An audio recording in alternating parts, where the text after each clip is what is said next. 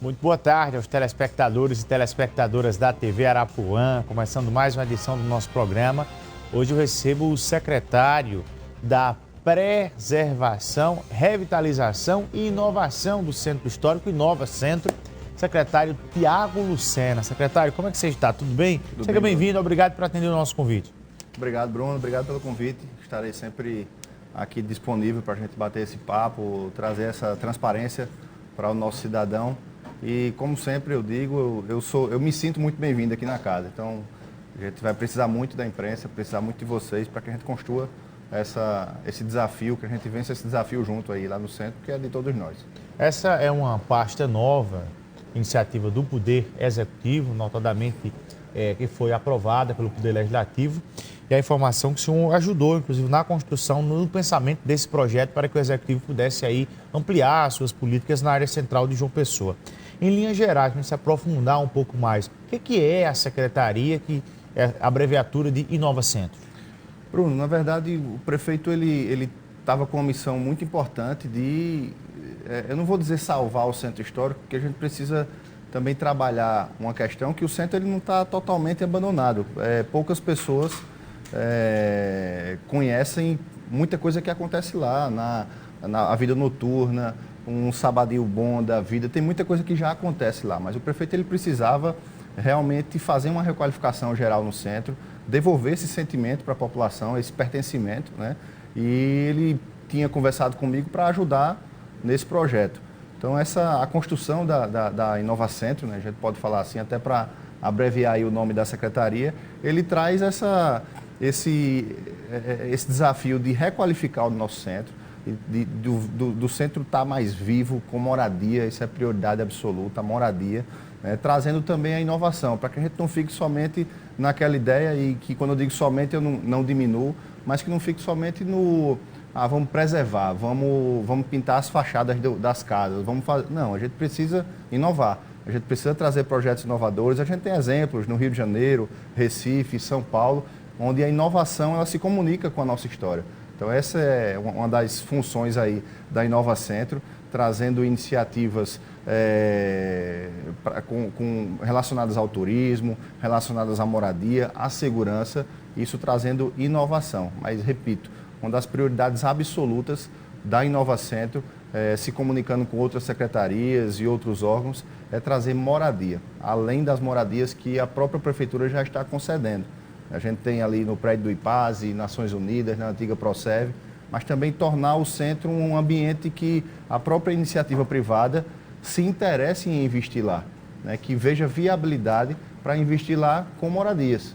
Minha Casa Minha Vida, mas que a própria iniciativa privada veja. Então a gente vai ter um trabalho muito forte em parceria, vou procurar os órgãos, o IFAEP, o IFAM, para que a gente, em parceria, a gente transforme o centro num ambiente mais propício para receber investimentos.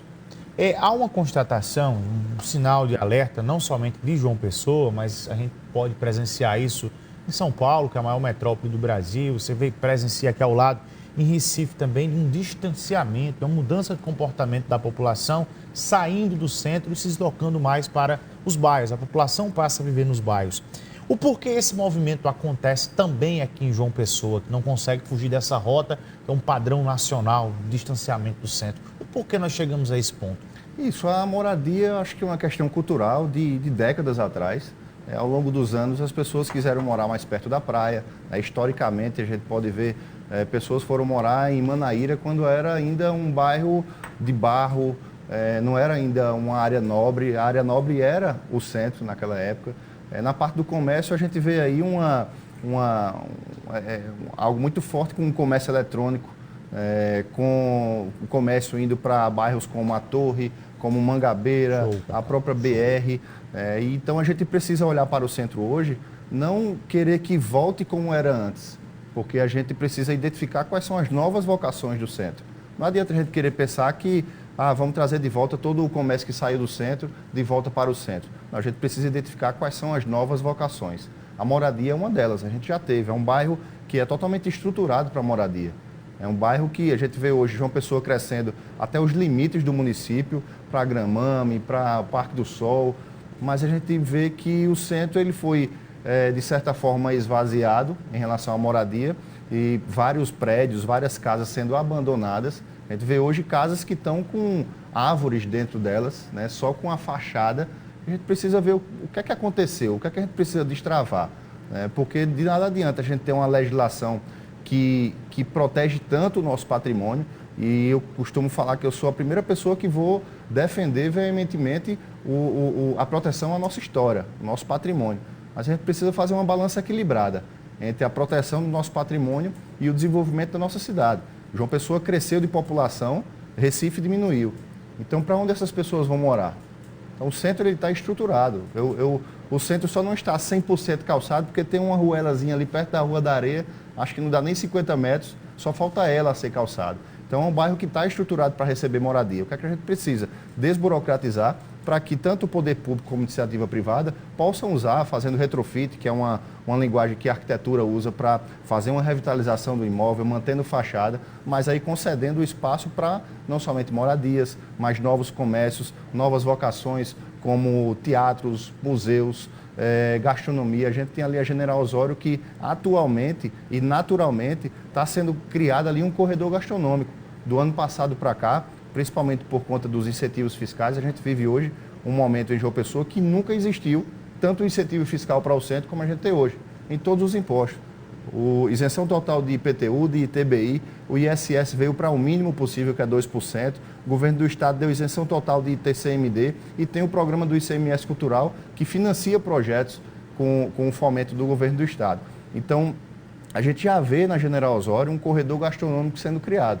A gente precisa aí unir a segurança, porque as pessoas precisam sentir segurança, precisam ter a percepção, o sentimento, a sensação de segurança indo para o centro, e unir aí com o turismo, né, com a gastronomia, com eventos de gastronomia, eventos esportivos. Então isso é um pouco do que a gente pode olhar lá, mas repito, tentando fazer aí uma balança equilibrada entre a preservação da nossa história e o desenvolvimento econômico. Eu cito o exemplo do Museu do Louvre, lá em Paris, que vários brasileiros saem daqui, pagam caro para ver aquilo, que é um ambiente histórico, lindo, e a gente vê lá um prédio tão histórico do lado de uma pirâmide, que não me diga que essa pirâmide foi construída de vidro, que foi construída há 2000 anos atrás. Lógico que não. É algo moderno que se comunica com o histórico.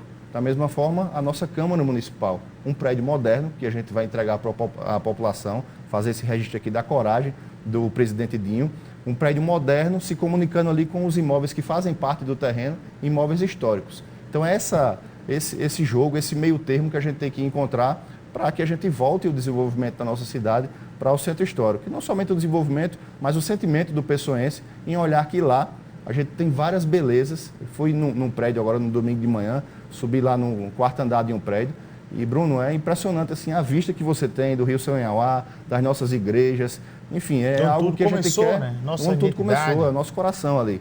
Então eu quero ter a força de trabalho junto com a prefeitura, a parceria com outras secretarias para mostrar o nosso centro, não é só para o Brasil, é para o mundo. A gente tem potencial para isso. O secretário, o senhor citou agora há pouco a questão da atuação do IFAM, do IFAEP, que são órgãos que atuam na questão também da defesa e preservação, colocando ali, cobrando algumas regras. Eu já ouvi da parte de empresários, e eu queria saber da parte também do poder público, quanto à questão, empresários narraram que há um certo excesso, muitas vezes, nessa proteção e com a aplicação de multas e de sanções para quem quer fazer alguma alteração, como, por exemplo, mexer na estrutura, como quer fazer alguma alteração na obra. Isso, às vezes, atrapalha na visão de alguns empresários. Eu queria saber, na visão do poder público também, esses órgãos, a interferência desses órgãos, de que forma os senhores observam? Olha, essas dificuldades não são somente para a iniciativa privada, para o setor de construção, mas também para o poder público. Qualquer intervenção, a gente tem uma série de burocracia para ser vencida. Agora, eu quero aqui fazer, eu ainda não tive reunião com o IFAEP, com o IFAM, como nomeado secretário, mas eu tenho certeza que vou encontrar lá uma visão de atualização. Eles têm que seguir existe uma regra, existe uma lei. Eu estou fazendo aqui uma defesa deles, mas existe uma lei que eles têm que seguir. Às vezes é essa lei que está burocratizando tudo e não as pessoas. Então eu quero encontrar nesse diálogo que a gente vai criar com o IFAM, com o IFAEP, essa boa vontade, esse bom senso, para que a gente possa atualizar a nossa legislação. Ora, quem é que está errado? É a Europa, que constrói vários prédios modernos misturando com o histórico, ou é a gente, que está deixando casas ficando em ruínas? Então a gente tem que encontrar esse meio termo. Ressalto, não são as pessoas, mas as pessoas que compõem esses órgãos, eles precisam seguir uma legislação. E essa legislação a gente vai batalhar muito, precisa da Assembleia para isso, do governo do Estado, porque é uma lei estadual. Então a gente precisa desse diálogo também, e um diálogo franco, um diálogo transparente, para que a gente volte as nossas ações para o centro, desburocratizando, né, criando uma atualização da lei. Então a crítica não é para as pessoas, quando eu faço essa defesa deles. Mas sim a instituição que segue uma lei que, na sua visão, precisa ser atualizada. Exato, né? a lei Porque a sociedade ela vai se modernizando no decorrer do tempo. Exatamente. Olha, nós vamos pagar o intervalo comercial de 1 minuto e já voltamos nessa conversa com o secretário do Inova Centro, o Tiago Lucena, conosco aqui ao vivo.